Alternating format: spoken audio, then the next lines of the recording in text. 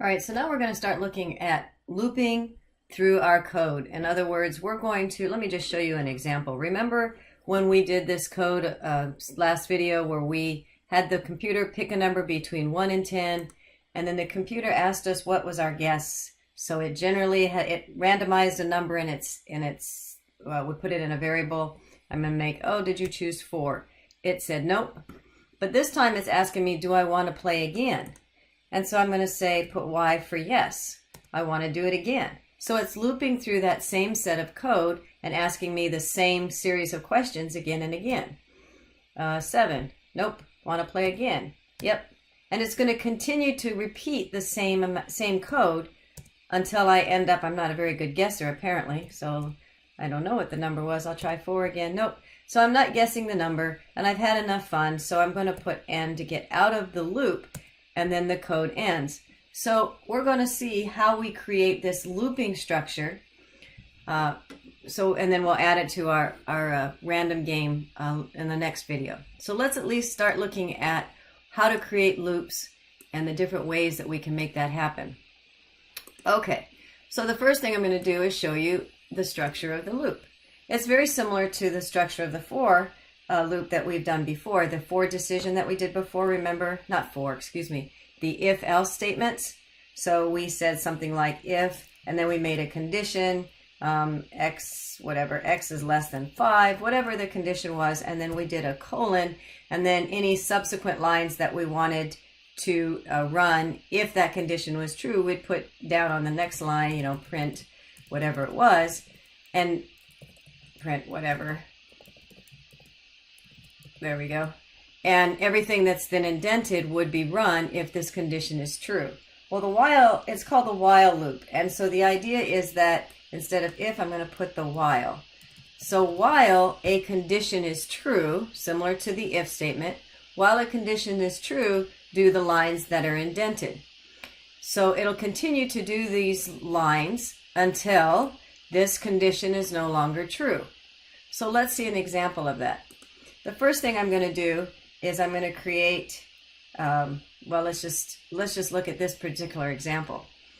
Let's say x is equal to, let's set it ahead of time, x is equal to 4.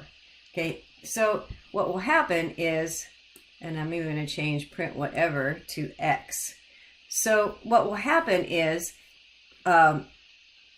if you can kind of see intuitively what's going on, as long as x is less than 5, which it is when we get started with this condition, print x is going to print over and over and over again. Well, when is x ever going to be less than 5 in this situation? In this situation, we've never given x the chance to become less than 5 or greater than 5, if that makes sense. So this condition is always going to be true, and we're caught in what's called an infinite loop. This code will continually run because x will never be less than 5 because we haven't done anything. And so in order to get out of this loop, we need to somehow provide in our loop the ability for that condition to render false. In other words, if I make x equals x plus 1, the first time it'll go through this code, x will be 4. The condition is true. 4 will print. 4 will be increased by 1. And so x will become 5. We come back to the top of this condition. X is now 5. 5 is not less than 5. And so the condition will no longer be true. And the code will execute the next line after the loop. Print all done. There we go. So let's run that and just see if that's true. So I'm going to run that code, and we look over here, and sure enough, it only printed 4 once because this condition created x to be in a situation where this condition no longer was true. Let's start off with x being something like 2. And so now you can see that 2 is less than 5. So it'll print 2.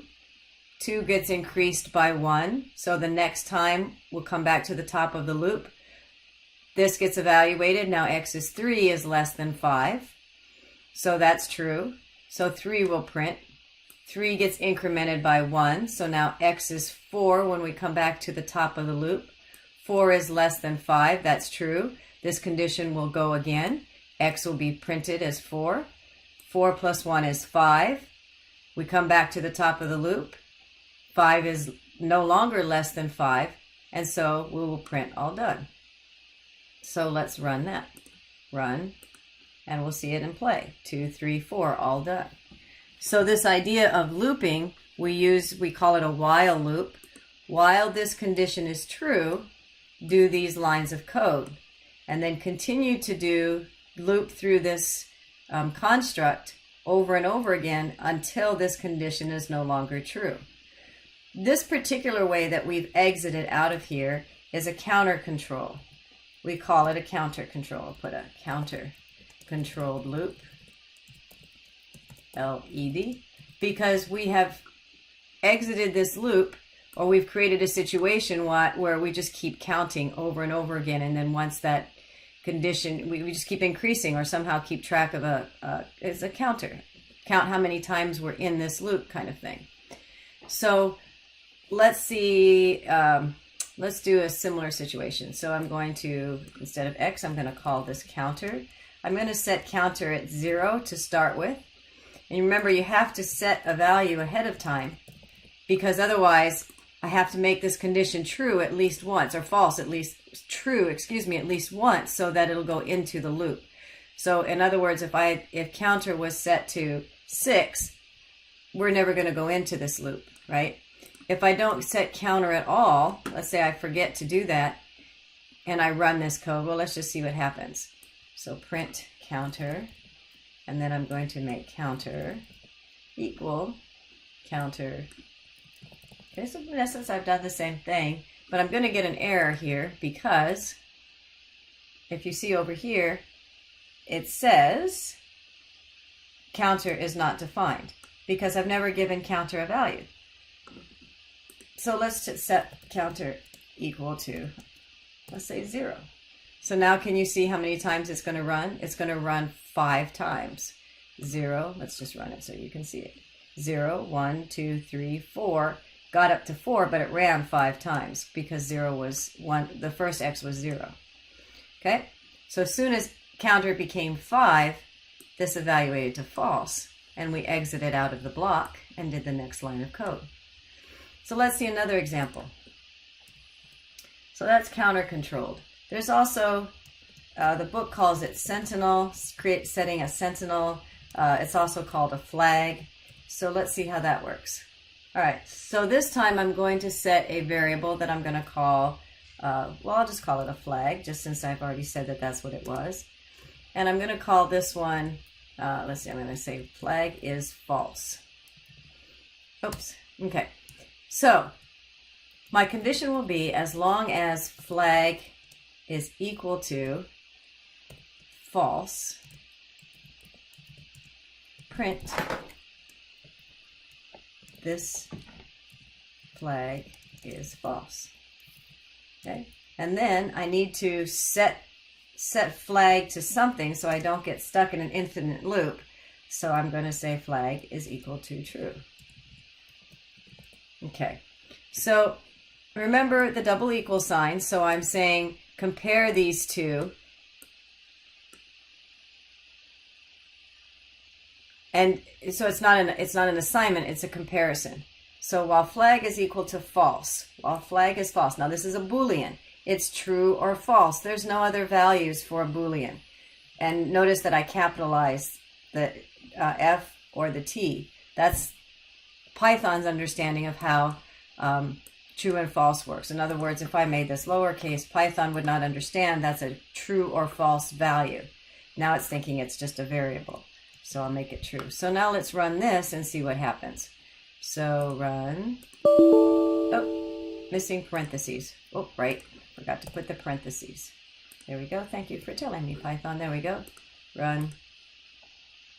Okay, so we saw the code generated from our while loop before, but this while loop generated this flag is false because when while was evaluated the first time, yes, flag was false. printed out flag is false, flag got flipped to true, and so we exited the statement.